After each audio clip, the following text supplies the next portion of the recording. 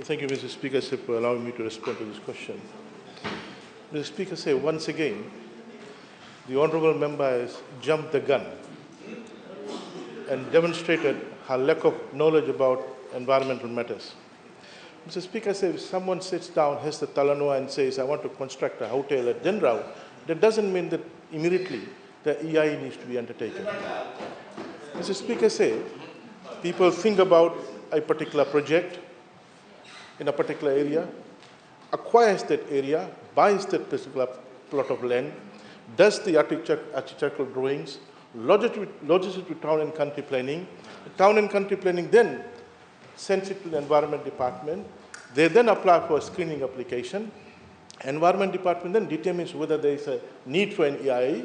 If there's a need, then a terms of reference is drafted and given to the investor.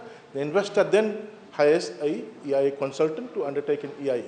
Mr. Speaker, in this case, they haven't even acquired the land, Mr. Speaker. What is this EIA thing about? So I'm asking the honourable member, whenever she stands up in Parliament to talk about environment, talk to us, get some understanding about environment matters, then come and take the parliamentary time. Thank you.